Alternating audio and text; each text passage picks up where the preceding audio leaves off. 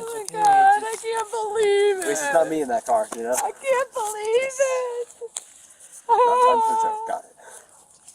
Oh my God. It's kind of a time to not really know what to do, so. I don't know what happened. At random, too. Why? I don't get it. Don't have any answer. How old is Brian? He's 19. He's 19. What's going on, man? How much? Cooperate. I am going to cooperate. Okay, so parents have some concerns of some stuff they may have found in your room? Yeah, I believe so. And what would it be?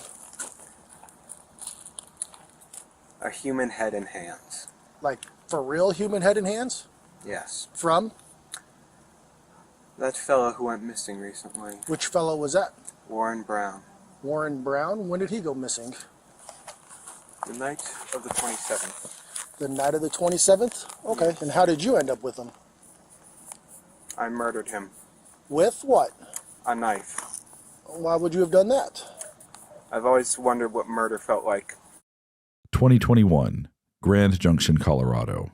It's the first day of March, and Warren Barnes, a 69-year-old man known to hang outside of Monique's Bridal and Formal Wear on Main Street in downtown Grand Junction, hasn't been seen since Saturday, February 27th.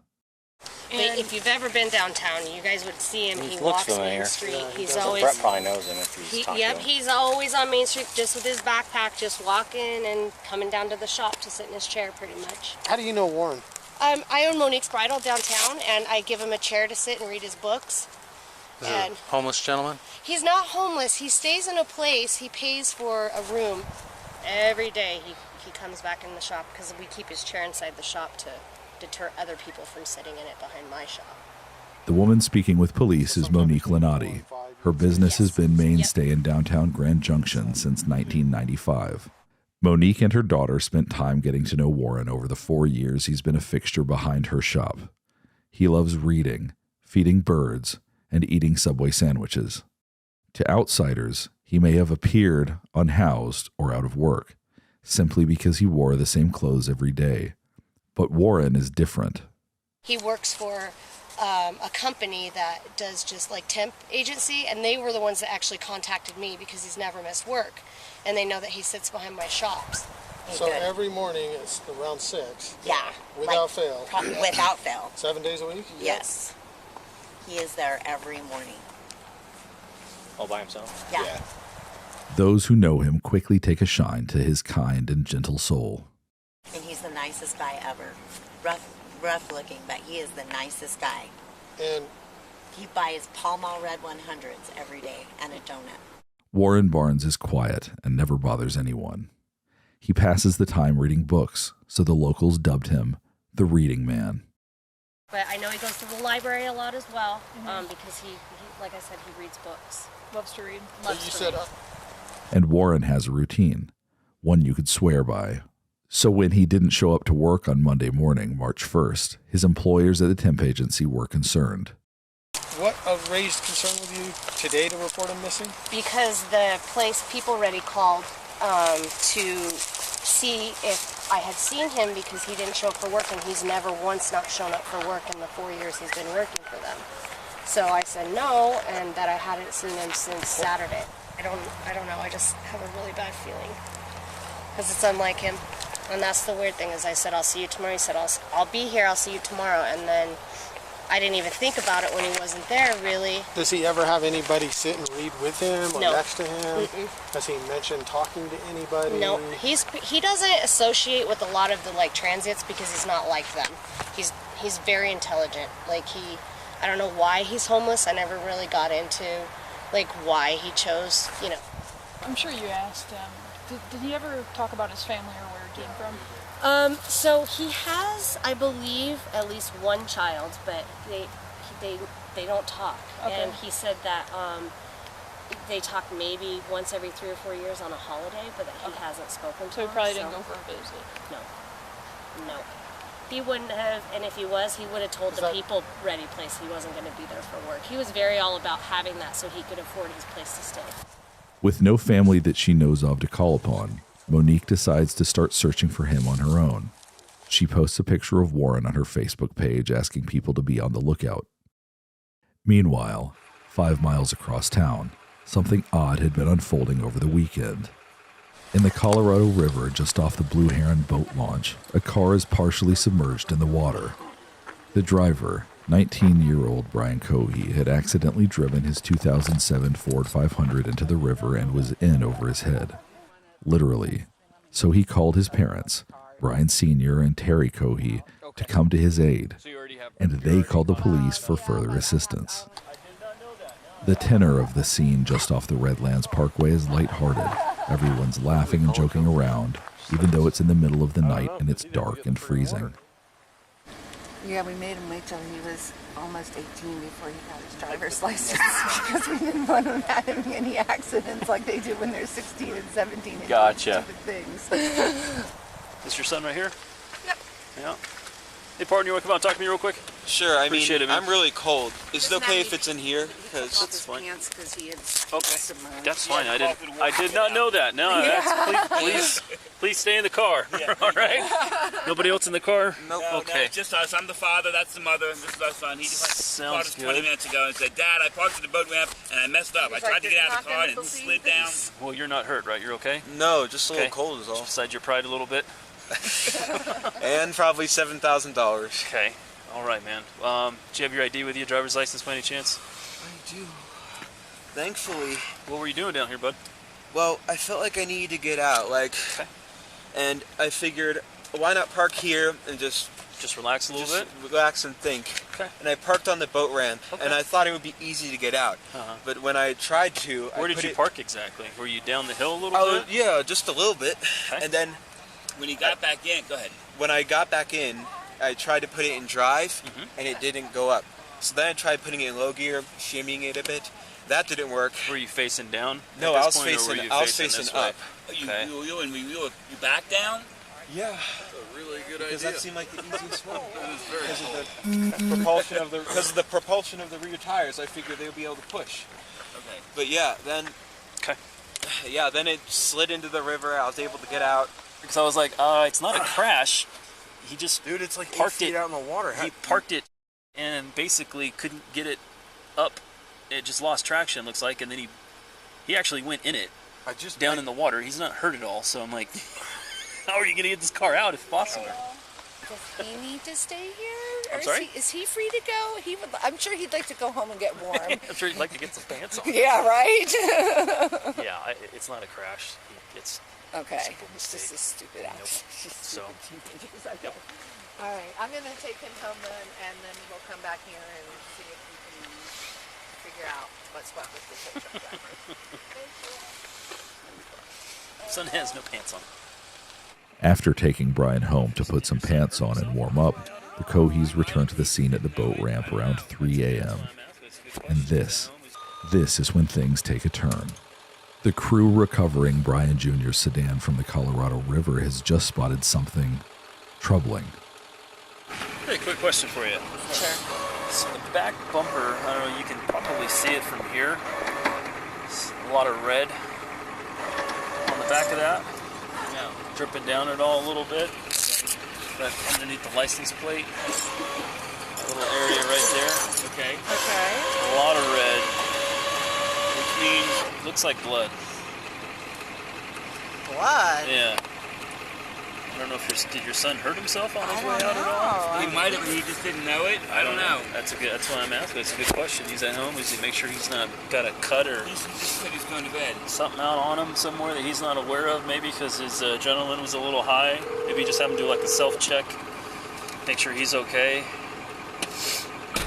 Hello?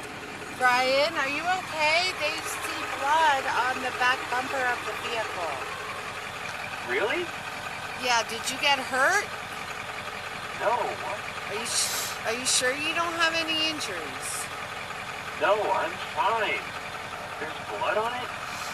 We're not sure. We're not It's sure. It's a red, something red It- underneath the license plate. similar blood stain. Oh, no. All right. But you're not injured. You don't have any cuts. No, I don't know what would cause blood or whatever it is on the bumper. But you're not injured. No, I'm not injured. Okay. All right, Freezing. I'll call you back. Ooh, it's cold out here. Is it good? My car good? No, No, Brian, they're they- trying to get it out. They got to rehook it and try it again. They're having trouble getting your car out, buddy. All right. We'll call you back. Call you back in a little bit. If I can send a message on. Bye. I got to move my car. Sergeant is there. I got to move my car for the driver. Okay. The car is finally removed from the Colorado River, but the blood is still piquing the interest of everyone on the scene. What'd they say about us looking in the trunk? They're good with it. Okay. The officers are unable to get into the trunk. Brian seemingly locked it before driving it into the water. The car is released back into the custody of the Cohees the next morning. Brian Sr. decides to clean his son's car.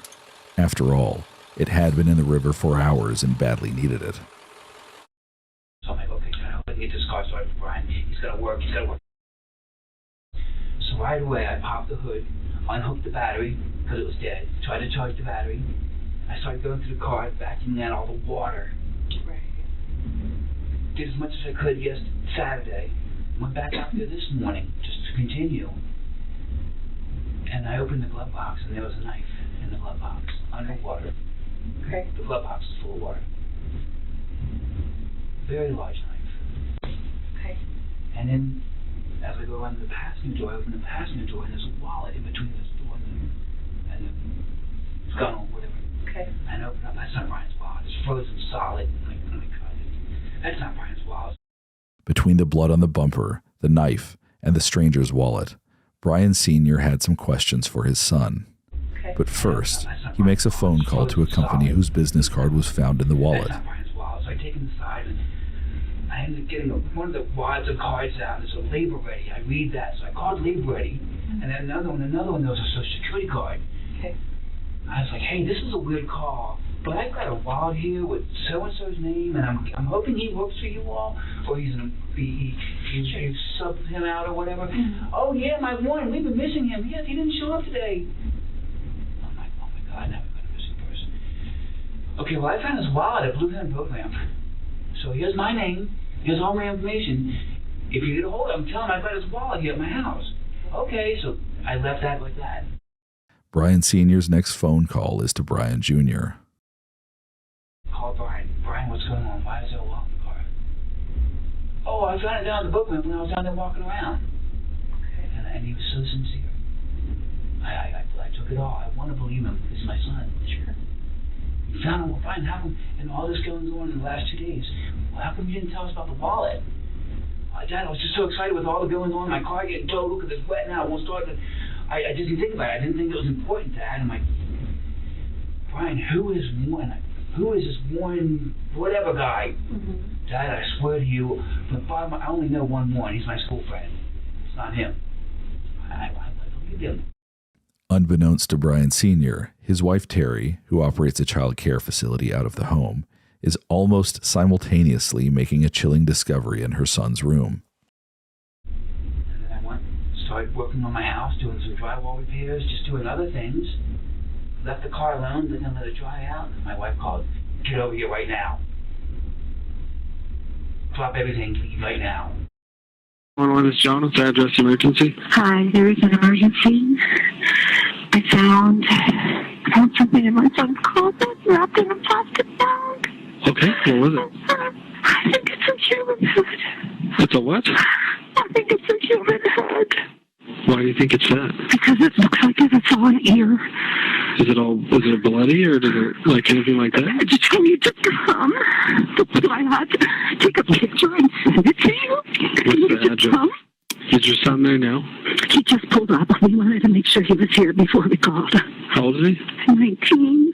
He's had a little bit of a fascination with the morbid, but he was channeling it, I thought, into becoming a crime scene investigator, but not so much.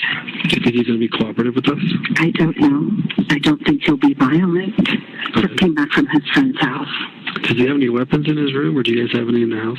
I don't know. I think that he has a shotgun, but we can certainly remove it immediately before he gets in his room. He's out by the car now, so. Is the bag still in the closet? No, it's in my kitchen sink. And there's a secondary bag that I have not opened. Brian, Officers from the Mesa County Sheriff's Office respond to the Cohey residence on South Broadway. At this point, all the children in Terry Cohey's daycare have been picked up by their parents. Outside the home, at the end of their gravel driveway, Brian Sr., Terry, Brian Jr., and Brian's brother Andy await police. Okay, so parents have some concerns of some stuff they may have found in your room? Yeah, I believe so. And what would it be? A human head and hands. Like, for real human head and hands? Yes. From? That fellow who went missing recently. Which fellow was that? Warren Brown. Warren Brown? When did he go missing? The night of the 27th. The night of the 27th? Okay, and how did you end up with him? I murdered him. With what? A knife. Why would you have done that? I've always wondered what murder felt like. Okay, where did you do that at? Underneath the bridge. Which bridge? The one past... Okay. Near the weird intersection. Okay. Do you have anything on you? He's gonna cut, poke, hurt, stick me anything without reaching for nothing? Don't reach for nothing. My phone and my wallet, that's it. Well, I'm gonna have you face that way. Put your hands on top of your head for me real quick. I just want to make sure you interlace your fingers for me real quick, all right? Go ahead. Phone? Okay. How do you know this guy? They told me that was what was in the wallet.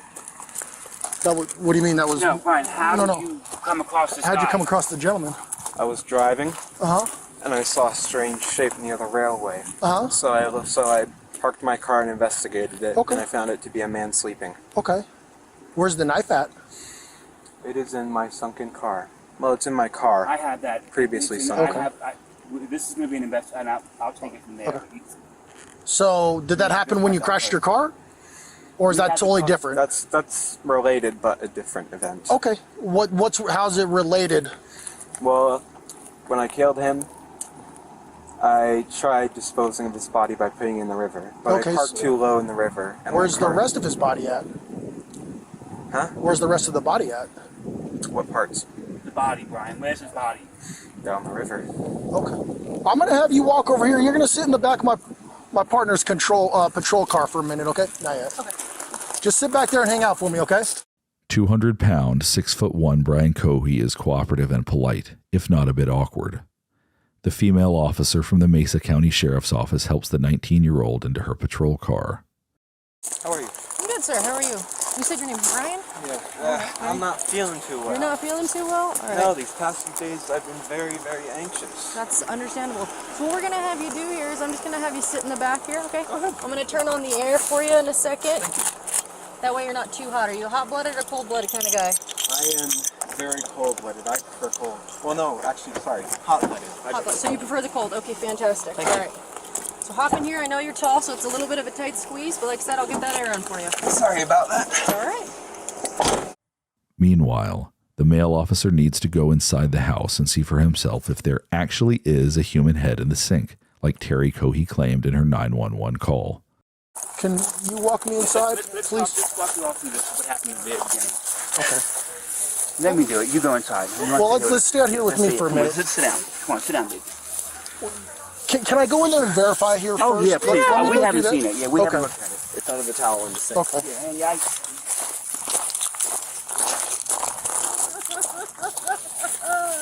Stay with your mother. Give her a... Just make sure that guy goes in the car first. I can stay here. You can go in the sink, right? Well, The sink okay. right there. No, you can understand. House is empty. Okay. We had a bad feeling about what happened this weekend. Okay. And she said there's a bag in this closet, and she opened it up. And she called me and said, get over here right now. I covered it with a towel. Okay. I didn't want him to see it because we didn't want him to run. I don't want to look at it.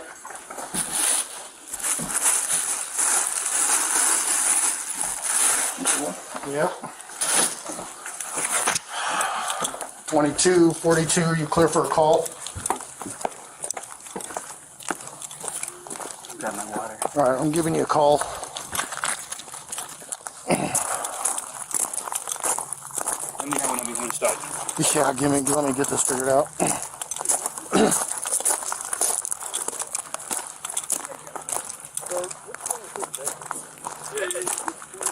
Oh, yeah, you might want to call investigations. So, oh yeah, he already, I asked him what was going on. He said, I killed a guy. I stabbed him. That's his head. I dumped his body in the river. So I guess this guy's name is like Warren Brown or something. So, all right, I'm gonna secure the house. And he said there should be hands and the head's in the sink. The body is in the river. So, what's that? Yeah. What's that? Oh, does it sound by my voice that it looks real? It is. So, okay. After the officer confirms the head is indeed real, Brian Sr. then recounts the story of the last 24 hours again to law enforcement on scene. He left Friday night, late in the morning. Our phone rings at my house. Dad, this is Brian. My son Brian. Same name, same birthday, January 10th. My firstborn. My car's stuck in the river. Wait, what? So we go there and he gives us a song and dance how it was a full moon, he wanted to pull down to the water. And next thing you know, since it's a one-wheel drive, we tried to put it in reverse and the car started sliding and next thing you know, he ended up in the river. So we get there to pick him up, we call the police at 2 o'clock in the morning. My son put his car in the river. So they called a tow truck company, we called 4 tow truck companies, couldn't get the car out of the river. Where's the car? Saw blood all over the bumper. Where is the car? So we towed it to Scotty's to have it, see if they could fix it. So I called Scotty's and said, don't touch it. Okay. I already called him and said, don't touch it. Nothing was taken out of the vehicle. Yes, you know. I did. Yes. What did you take out of the vehicle? I cleaned it up, bottles, everything, incriminating Do you know stuff. where that stuff is? Yes, it's all at the house. It's all at the house. Yes, Okay, yes. in a bag. No, I didn't know this had happened first, so I'm thinking I'm going to get Brian's car cleaned out, we're going to get it all fixed up, call Scotty's, they're going to start it up. Right. But then things started unfolding. Okay. We saw blood on the bumper. We asked Brian, Brian, what's this from? Oh, I think I cut my finger. Okay. What else has got on? I found a wallet, so I'm going through the car this morning, and there's a wallet in the car, and I'm like, Brian, whose wallet? Oh, I found it at the boat ramp. And where were you going through the car this morning? Because it was at my house. Okay. We towed it to my house. Oh, so now it's at your house. It's at my house. It's not at Scotty's anymore. No, when I found out I couldn't start it, I called the tow truck company, and they towed it to Scotty's this morning. Oh, it just so they just got it. Okay. Car was towed there, and I'm like, well, I started pulling out bottles, this, and I'm like, Brian, why is there a knife in your glove box? Dad, I don't feel safe. Okay. So you touched the knife? Oh, absolutely. But the knife was underwater. The car was underwater. Right, okay. So I pulled everything out of the car. Okay. And all of that stuff is in your garage? All the stuff's at my house. Okay. So I just, as I was pulling it out, I'm like, what the fuck? The officers update each other on the new information they've gathered while Terry Cohey sobs in the background. So he had the car at his house this morning. He took out knife, a bunch of stuff. Who's? Brian Sr. His house. I have the Hold on one address. second. Go ahead.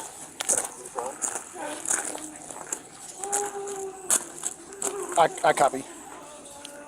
So I told him we'd hang tight until investigations came, and then he can take them there where all the items are. Go ahead.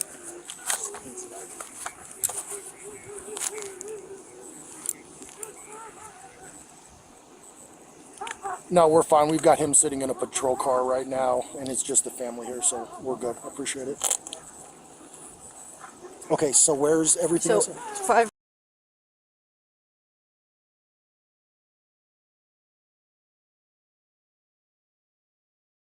He had the car at the house this morning. He pulled the knife, all sorts of stuff. He said there was blood all over. Okay. Hold on. You're good. Car to car or stuck.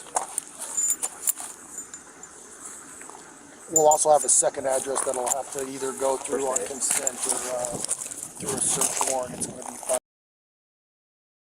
Dad's house. He had the car over there and cleaned it out, unbeknownst to knowing what was going on. Dad's super cooperative about taking us there and letting us look at. So I just told him we'd wait till investigations got here and just keep him here. They have another location. I don't believe this is their house, or maybe this is their second house. Yeah, I copied. They're cooperative out here, and our suspect is sitting in a patrol car. While the Coheys await instructions on what to do next, they have some questions. I know you guys have a lot going on right now. It's a lot to process, so we'll work with you every step of the way as much as we can. Yeah. How long till the news company shows up? We're going to try to keep at a while, so we're Yeah, hoping. 'cause we need to get clearance from you so we can get out of Dodge. Yeah, don't. Because I don't want biggest thing to. We right can't now- have news in front of me. I run the life jacket program here in town. Okay. That's Biggest me. thing is our investigation unit getting Oh, here absolutely. and talking to you guys. And Absolutely, then, sure. Like I said, even if news shows up, we're not going to let them down here. Thank you. So Yeah. Okay. just focus Don't on let them up there breathing either. They'll and be able to kinda- see stuff from up there too. Well, nobody else should know about this right now. Yeah. Okay. Good. Okay. So, and again, be careful who you guys talk to, who you No- tell no- anything. nobody. or We haven't anything. told anybody Okay. Nobody knows. Nobody knows but you. Perfect. Same goes for you. Yeah, Are yes. you family? My son. Family, yes. Second Okay. brother. All right. Second son. Okay. And your name? Nice to meet you. Sorry, we're meeting this way. No, Hey, Oh it's my okay. god, I can't believe at least it. it's not me in that car, you know? I can't believe it. I'm Oh, got it. oh my god. It's kind of a time to not really know what to do. So. I don't know what happened. At random too. Why? I don't get it. Don't have any answer. How old is Brian? He's 19. He's 19. 110-02. Mom, 19. what's your name? My name's Terry. Terry. Okay. Are you okay? Do you need any medical? Well, we're waiting on a call from my doctor. Okay. Okay. All right. So hang tight right here. I got to chat with my partners again. Sure. Okay. Brian, when would you say this? What night did this happen? No, Friday late Saturday morning at This Saturday? 1 o'clock. Yes. Okay. 1 o'clock in the morning. Start just this Saturday at 1 in the morning. For what, the car crash? Yeah, the Okay, whole no. incident. It's now time to take the 19-year-old suspect to the station for questioning. All right, Brian. His parents follow the patrol car to the sheriff's office where they will also be interviewed. I've got one male on board. We're en route to the office. On the drive over, Brian Jr. makes light conversation with the sheriff's deputy until he notices where they are. What time is it? It is 2:32.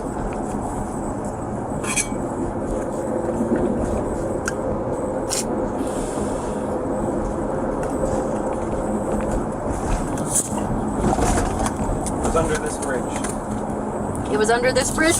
Yes. Okay.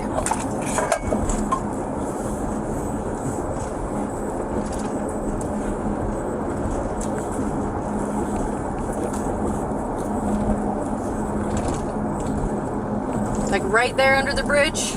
Or This side of the bridge.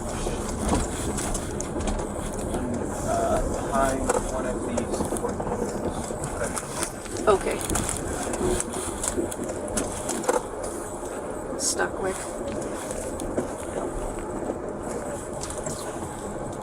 He said it was the bridge here right by the jail.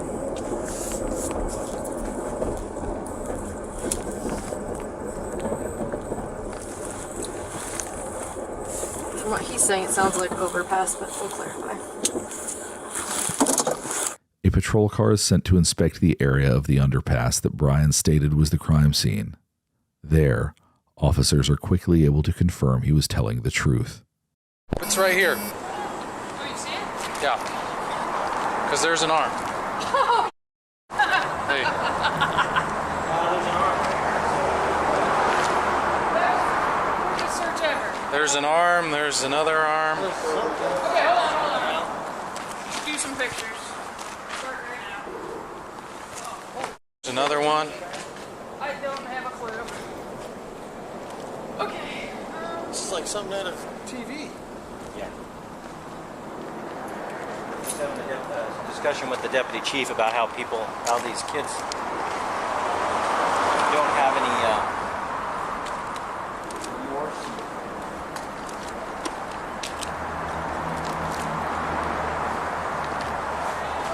Right, here's a leg. Well, it could be the upper arm or a leg. Well, there's three. There, and there. Pieces down there, I mean. A patrol guy to yellow tape it and then hold it, because the potential is that there's a secondary by the boat launch. Yeah, I would think so. Well, we 'cause can if run you out wanna there go, and look at that, and then if you guys, we can just ask for a. I'm switching to primary, hold on. But if we can get the lab out here, that would be the best thing. Yeah, get forensics out here. After the 8-minute drive to the sheriff's office is complete, the deputy escorts Brian Jr. into the interrogation room. Is Dad cooperative? Everybody's cooperative, including Dad's Brian Sr., son is Brian Jr. They're ready for him. Okay, cool. Let me call parents, let them know to park here, and then we'll have someone meet them up front.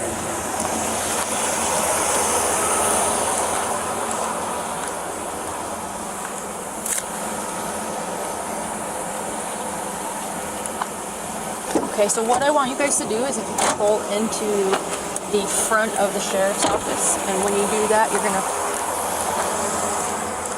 Okay, no problem. Okay, so you're just gonna pull up in the front of the sheriff's office, okay, and just park up here at the front, and then we will have somebody, most likely myself, will come out here, and I'll look for you, and then as soon as you guys pull up and are just parked, I'll meet you and walk you back, okay? Okay, sounds good. Just hang tight in your car, and then you'll see me come out, and then we can meet then.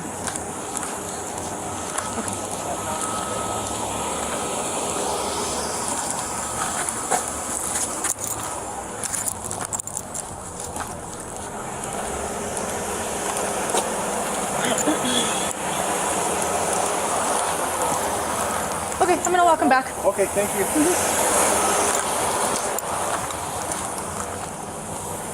Okay, Brian. Thank you. No problem, sir. So walk with me. We're gonna walk right this way, okay? You're fine with me not being in cuffs. I'm fine with you not being in cuffs. Okay, thank you.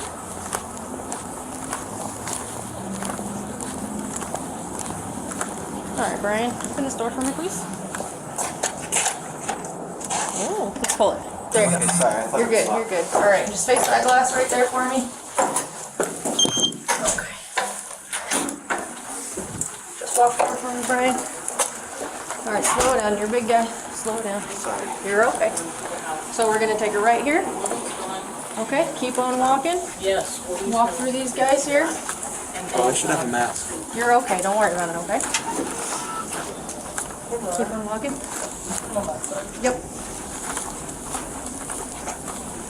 Alright, we're gonna take a left. Keep going. Take another left. Hard left. Right here. Right here. Sorry. You're alright. So have a seat, and we'll be with you in a moment, okay? Thanks, Brian. The parents arrive just a couple of minutes after their son. Just follow me all the way down.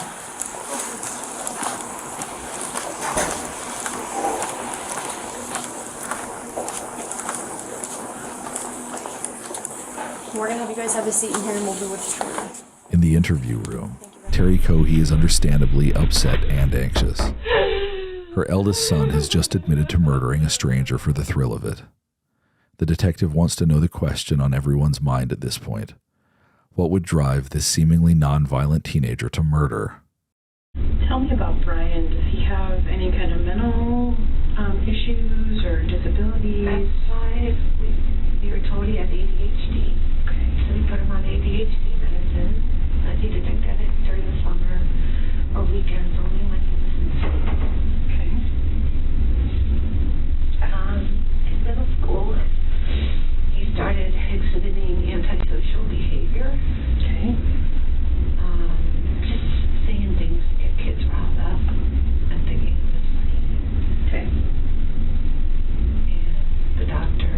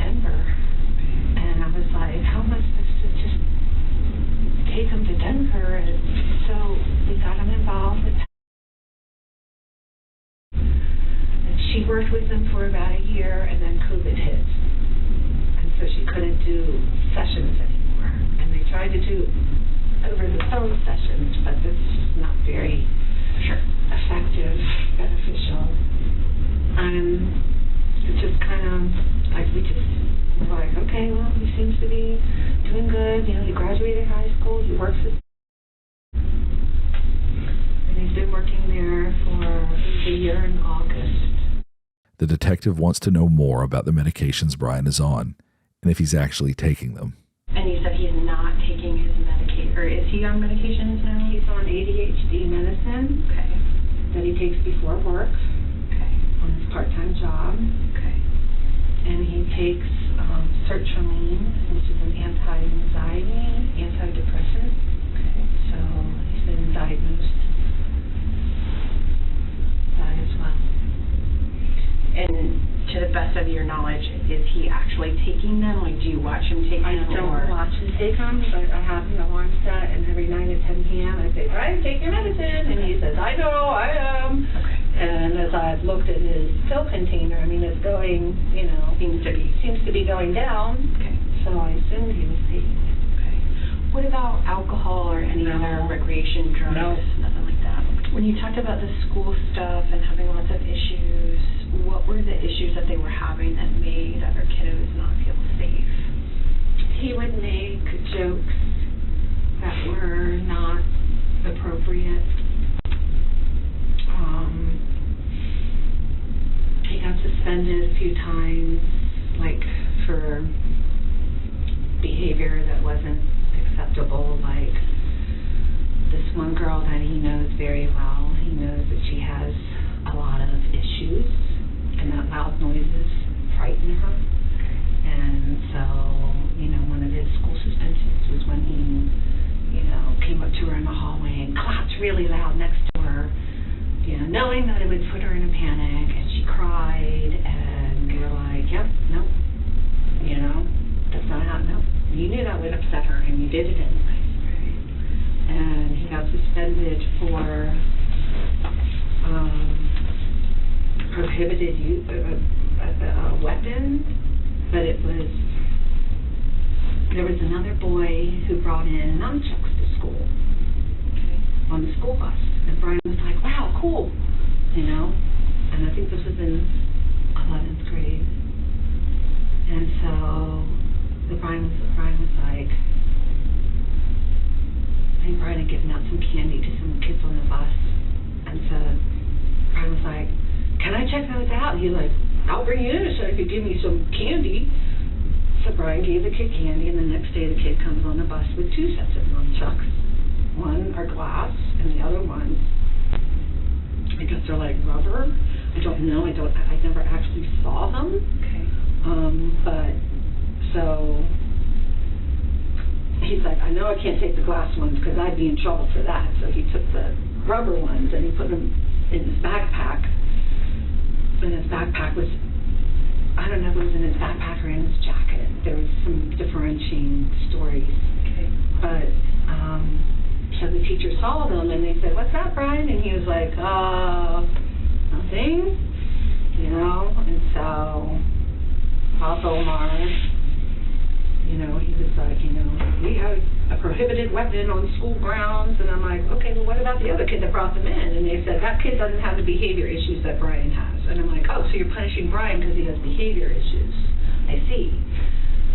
So Brian went through probation and he completed it successfully.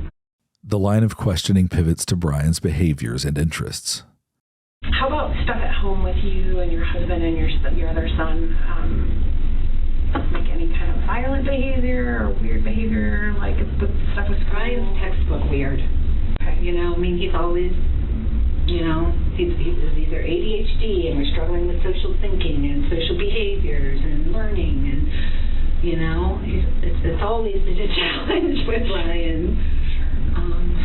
But not violent behavior towards you and your husband. What about other kids in the neighborhood or on the bus? He didn't really, you know, he had a couple of friends that he's had since elementary, but, you know, he had a morbid sense of humor and would make jokes, and I'd say, Brian, that is not funny. And he'd go, yeah, it is, Mom. You just don't get my sense of humor, you know. But some of his behaviors that we attributed to autism, like the flat face,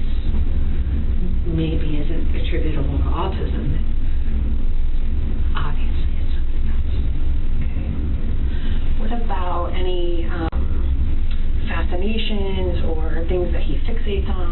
A lot of perseveration on crime and crime scene.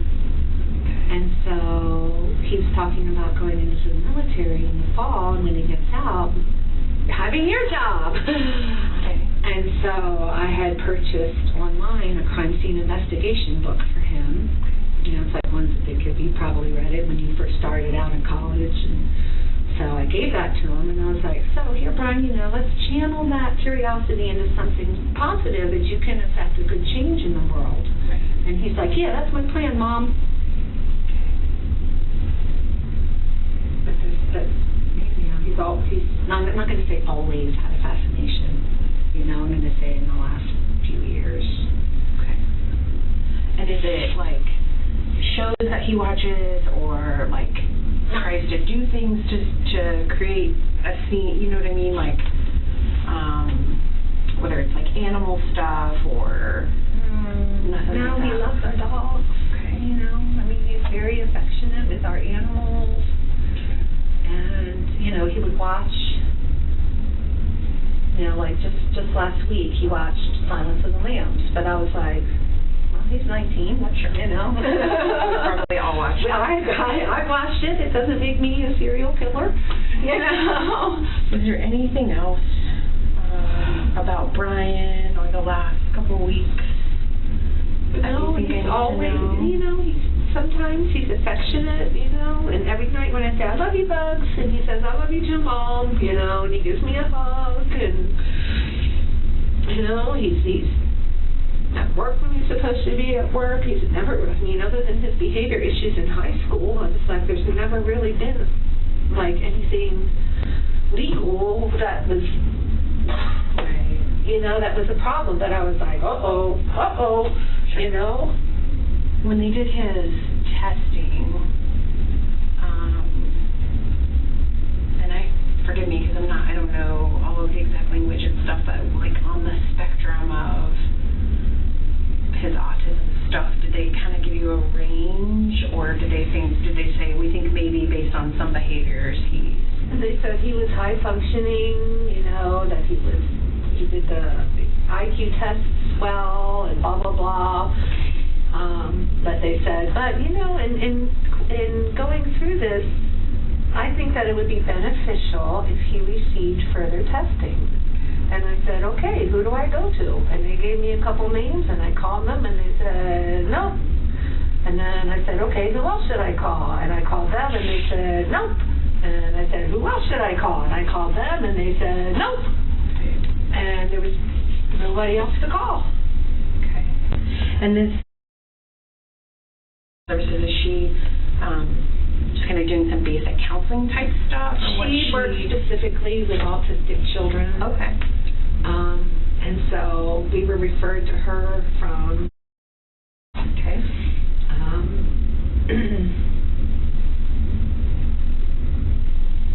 And you know, like I said, he was doing group, going in to see her once a week, and you know, and because of everything going on in school, you know, we said, you know, we don't feel like he's a danger to other people or to us, you know.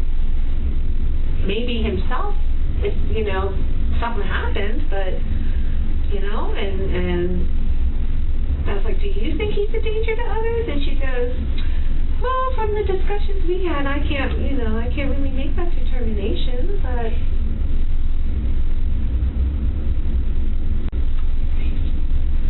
So he must have been going to her for quite a while then. He was seeing her for about a year. He had been seeing her for a year and a half,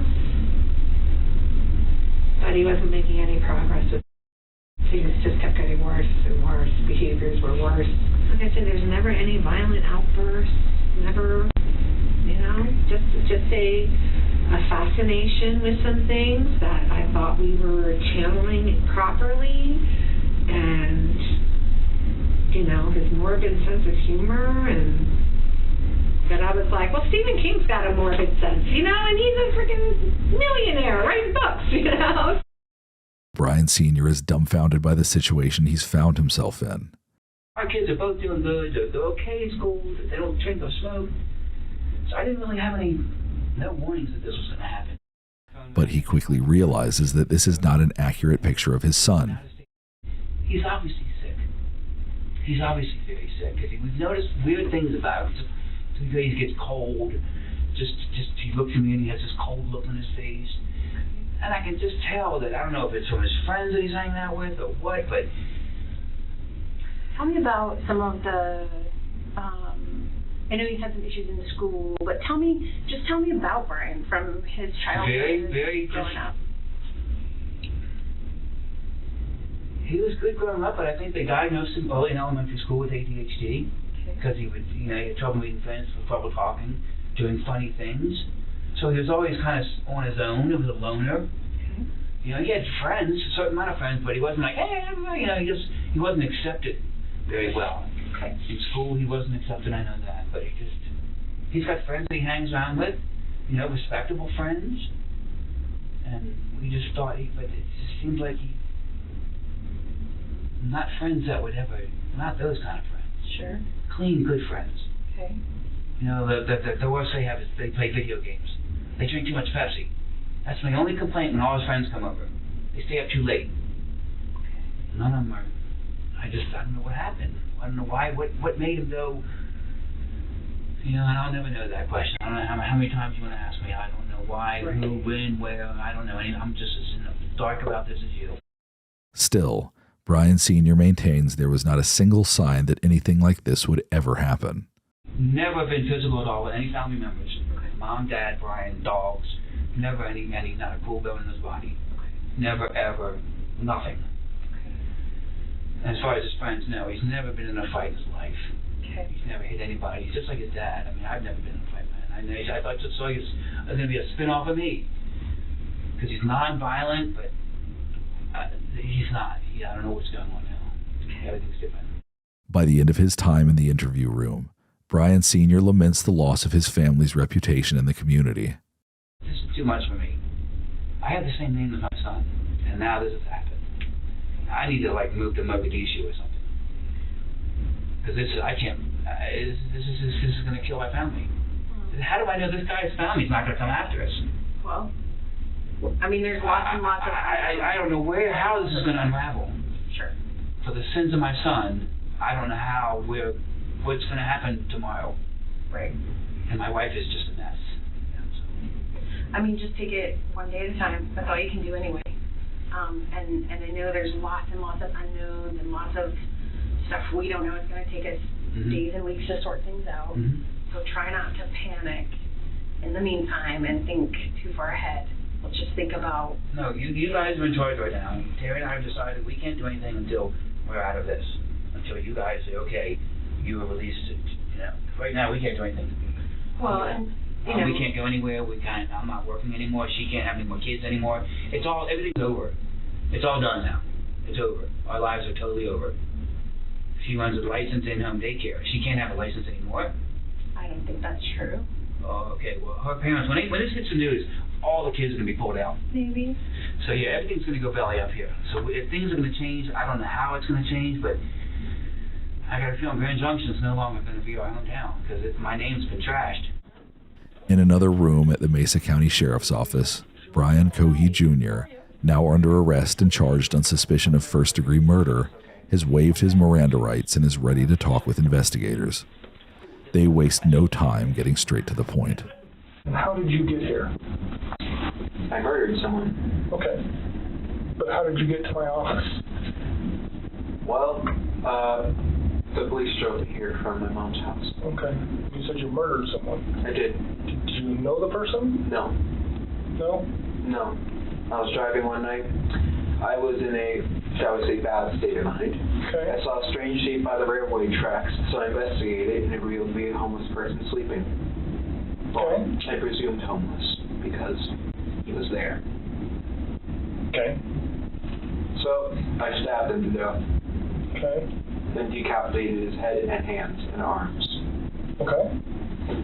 I then took the head and put it in my car trunk along with the hands in bags, plastic Ziploc bags. I took it back to my house, cleaned off the knife, tried to hide the head and hands, removed the trash in my car that was stained in blood. And then I tried sleeping. However, I was quite stupid, shall we say, because I decided that's too much evidence. The body needs to be dumped in the river. So I took the body in the trunk, drove it to the Blue Heron drop-off point, and unsuccessfly dumped the body as I parked too low down the ramp. The ramp is mud and dirt, so unless you have four-wheel drive, you're not getting out. And I was unable to get out, and my car flooded. Let's see, I killed him just after 11, February 27th, 2021. And then I dumped the body. I tried to dump the body. I'm trying to remember the time exactly. It was 1 a.m. Okay. And yeah. So that sounds fascinating. What do you want to know? To start back at the beginning and go slow and tell me as many details as you can remember. So, because I mean, I'm already going to jail for this 15 years probably. I have no idea. Because we're at the beginning. It's murder. I mean, I'm going to jail for 20 probably, but so I figured, why fight it? Okay. So what's important to me is to learn as much about you and what you did as I can. Well, as many details as you can give me, the better. I drive a 2007 Ford 500. Okay. And I keep a small 18-inch bat in there for self-defense. Okay. And a large kitchen knife in the glove box, both for self-defense, because I don't really trust anyone, or really any part of this town, so that's why I have both. And let's see, yeah, it was the night of February 27th. It was a full moon, and I figured I can see so well, why not drive out? And I am in a bad state of mind at that time. I have major depressive disorder, so I am not thinking, shall I say, positively. Okay. And I'm cruising around for an hour and a half. So I fill up on gas halfway through, and I'm eventually driving underneath the bridge near the sheriff's office. You know, like how... Oh yeah, go ahead. There's a road underneath, right? Out under the overpass. And I was driving along, and I see a shape here on the railway track. So I'm like, oh, interesting. So I go up, and as I'm looking, I see a large thing wrapped in a canvas. Okay. And I'm like, that's a homeless person. So I grab my knife, I put on 3 layers of gloves, because plastic gloves can betray their users because they're so thin, those vinyl gloves, by imprinting your fingerprints through. So I put on 3 on one hand. I took the knife, I pulled back the canvas, and I stabbed his neck. Okay. He was panicking at first. In his old man voice, he was in his 50s. I know why I call him an old man. He was saying, "What are you doing? What are you doing? Why? Ah!" And I just kept on stabbing his neck. It's okay if I do a demonstration. Oh yeah. This is him. I was straddled on top of him like this. Okay. And he couldn't fight back. It was actually surprisingly easy. I was barely breaking a sweat. I thought, oh, this guy, he's going to be tough. But no, it was actually surprisingly easy. And during the time, I was growling and making animalistic noises. Why were you doing that? I suppose it was a frenzy. Okay. I was so excited, so rushed up on adrenaline every day. Let's just woo-hoo. And I paused, and he said, "Why are you doing this?" And I said, "I've been wanting to do this for a long time, murder someone." And then I continued. The whole ordeal lasted about a minute and a half. Okay. And I stabbed, when I was finished stabbing him, he took out his last breath, a grunt, and his head was halfway cut off. and stabs. All the while, no, actually, after I killed him, I just couldn't stop saying, stinky, dirty, dirty, stinky, stinky. I wasn't smelling anything, but... And why were you saying that? I don't know. Okay. And, But you remember doing it, so... Yeah. I suppose it was just me speaking out my mind at that moment. It was a pouring out of the mind. What are you worried about? I mean, this looks like it's pretty close to the road and stuff. Somebody seeing you or catching you? It was 11 p.m., so not many were driving by. Well, it was behind the pillar. So, like, here's the road. It was here. So people would only see a brief thing here and here. So were you worried about them seeing you? I was worried about one of them stopping. What did you think could happen if somebody... Well, if they looked, well, it was quite dark under there, so they wouldn't have seen the guy unless they looked. They would have seen me holding a bloody 12-inch knife, wearing gloves, and wearing a mask to conceal my identity, a face mask. Okay. So you weren't doing it for COVID, you were doing it to hide your face? Partially. Social distancing. Right. Yeah, but no one stopped. And I'm just like, proves the bystander effect. Nonchalantly, the killer goes into chilling and graphic detail about what he did to Warren Barnes' body. We'll spare you the gruesome details. He then tells the investigators what he did with the various body parts once he was home with them. And then I left his body there. And then I took the head, put it in a leftover pizza box from the dinner a few nights ago. And then I took the hands, put them in the back, drove home, hid the hands and head in my room, cleaned the knife, threw away the garbage with the blood on it, and then put the blood stained, wasn't stained, it had splatters on it. I put it in the dish, in the washing machine.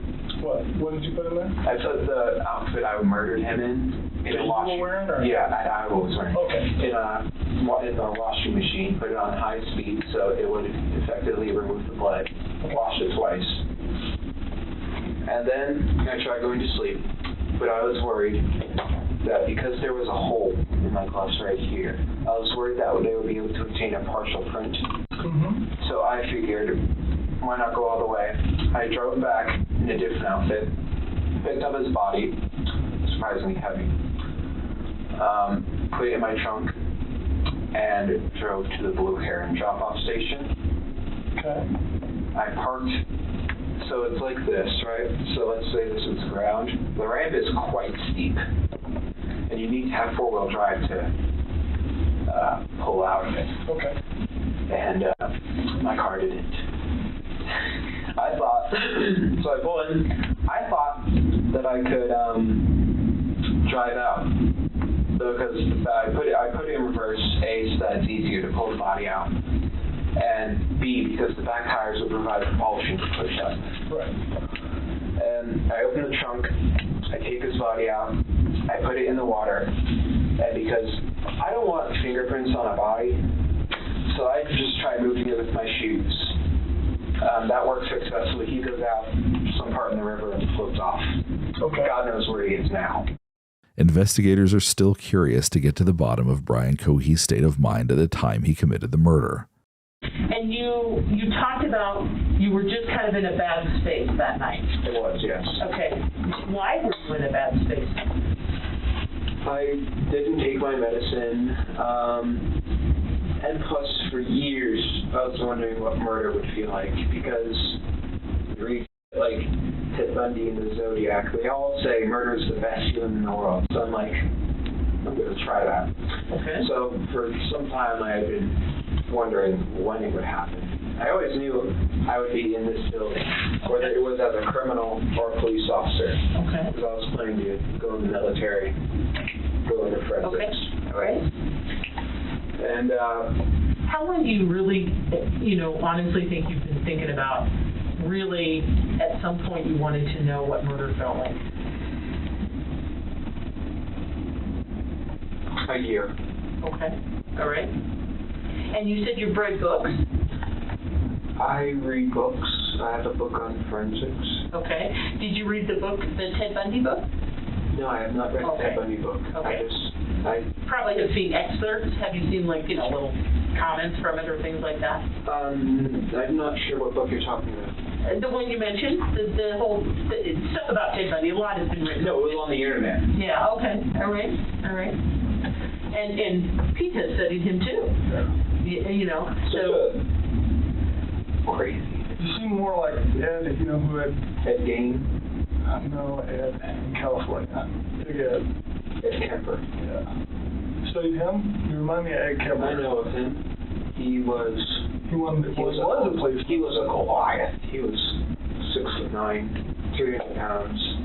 So can I ask you a question? Almost all those people did this for some sort of, whether they had sex with the body or it was some sexual gratification in their mind? Criminology, there's different types of. I'm not a serial killer by no means. But with serial killers, there's different types of them. There's organized, disorganized, visionary, missionary. I'm just wondering what gets you excited about doing it? Well, I'm not really sexually attracted to it. Okay. I was just asking. It was just curiosity, more or less. And you said you studied criminology and forensics and all that? Not college study or school study. It's like a passing interest. I understand. But what were you worried about, like leaving evidence behind or being caught? Totally. So tell me about that and what you did then. Well, I was figuring the police don't. This is not to be taken offense, but police, they don't seem to care as much about high-risk individuals, homeless people, prostitutes, etc. So I was deliberately looking for someone who lived that type of life. Okay. And I found a homeless person, and the original goal was just leave him there. But I was worried about the fibers on the outfit I was wearing that would be on his clothes and stuff. So I deliberately messed up the clothes. Okay. Not cutting them up, just throwing them around. And I was worried about just how long it would take to find him, because it's a somewhat traveled road. Eventually someone with the windows down is going to smell something off. The police have a nose for that type of thing. They're trained to be able to identify the smell of a corpse. So that's where the river idea came from, because a river will wash away a lot of evidence. Rivers are quite tricky. And obviously that was botched. So how long have you been planning or looking for someone to do this with before you found this guy? About a year. About a year? No, 6 months. So have you come close or seen somebody or chickened out or anything in the past? No. I mean, I was looking for a deliberately secluded place like that one. I wouldn't just go up in Clifton and find someone walking down the street and stab them. No, that's too public. Everyone sees that. Well, have you looked like at the homeless places or anything in the past? I have, yes. I would go on night drives often, maybe once every 2 weeks. And I would just peruse the streets. Okay. So before this guy, how close had you come in the past? Not at all. Not at all? You just drive around? Yeah, look, just try and find someone. Is anybody interesting in your mind thought of a plan? Well, occasionally when you see girls walking down the street, I take a glance at them, because it really is like Ed Kemper, where half of me says, well, I'm quite inept with women. I'm being honest, I'm no Casanova. But half of me says, I want to take that girl home and make her feel nice. And the other half of me, it's just like what Ed said, is I want to see what her head looks like on a stick. And so occasionally when I'm driving down the road, if I see someone that catches my eye, I'll just like... Were you worried about getting caught while you were doing it, or before you did it? I was worried about afterwards. For this past day and a half, including this day, I felt so anxious. Because not only is my car in the river, There's blood on it. There's body parts in my house. My parents like to look through my things occasionally. And when they see blood, and eventually when they're going to get the news that a body was found in the river, that's very much circumstantial evidence that's pointing to me. So I was very much anxious these past days that I was eventually going to get caught. Okay. What did you think would happen if you got caught? Well, I figured my mother would have confronted me about it, but no, she didn't even say it until the police arrived. I thought the police would handcuff me, but apparently I've been cooperational, so. Detectives' line of questioning moves on to the big question. Why now? So what in your life has changed, or what in your mind has changed to make you... I don't know. Was it like something all of a sudden one day you woke up and thought I'll kill someone, or was it a gradual? It was gradual, I think. Call me weird, but I think everyone has had thoughts of shooting up their school. I didn't though.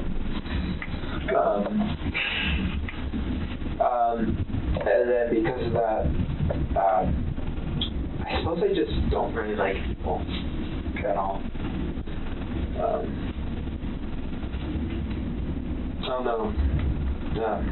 So thoughts of shooting up the school to today, what has happened? Well, last year my parents found a kit I had been assembling. It had hammers, shovels, knives,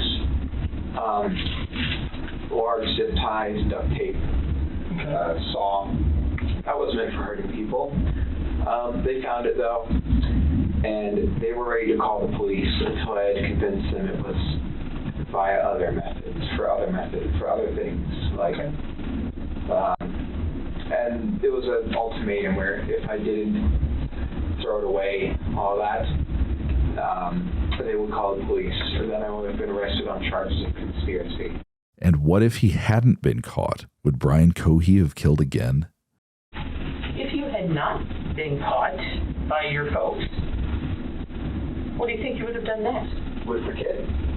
I don't know. No. Let's talk about like today. If you would have been able to get rid of the head, and your folks did not find it. Well, it depends.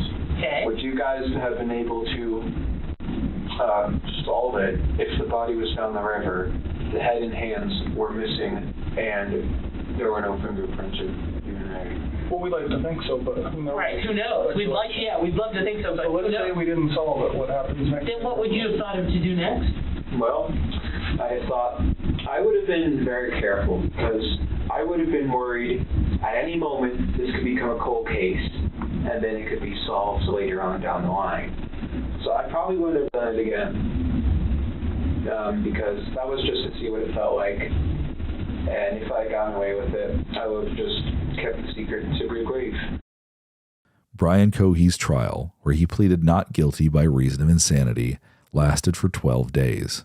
Throughout the proceedings, Cohey's attorney argued that his mental illnesses prevented him from knowing right from wrong.